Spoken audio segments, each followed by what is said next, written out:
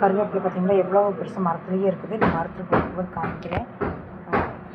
கருவேப்பிலை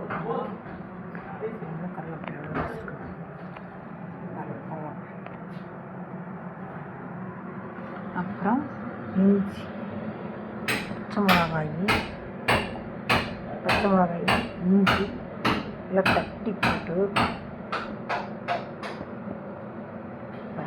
வெண்ணெய் எடுத்து வச்சுருக்கேங்க. மோர் செலுத்தி வெண்ணெயெல்லாம் எடுத்து வச்சுருக்கேன். இந்த மோரை இந்த சட்டியில் ஊற்றிடுவேன். சரிங்களா? இந்த சட்டியில் ஊற்றி வச்சுருவேன். வெண்ணெய் எடுத்த மோரை சட்டியில் ஊற்றிடுவேன். சரிங்களா? ஊற்றியாச்சா?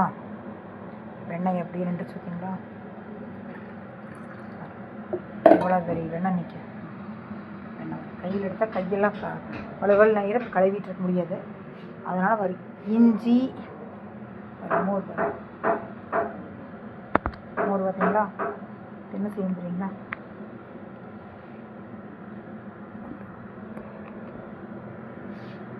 கருவேப்பிலை உருவி போட்டு இஞ்சியில் தட்டி போட்டு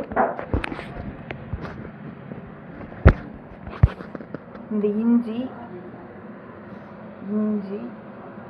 பச்சை மிளகாய் கருவேப்பிலை எல்லாம் உள்ளே போட்டு தட்டி போட்டு உப்பு திருண்டு போட்டு கலக்கி வச்சுருவேன். ஆளுகளுக்கு நாங்களே ஊற்றி சாப்பிட்டுக்குவோம். மிச்ச தயிர் அரைச்சி ஊற்றி சாப்பிட்டுக்கலாம். எல்லாம் சமையல் ஆயிடுச்சுங்க. இனி அவங்களை சாப்பிட சொல்லணும்.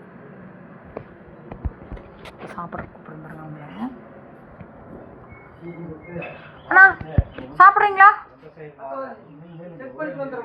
இன்னும் செட் பண்ண நேரமாங்களா? அண்ணா நீங்கள் சாப்பிட்டு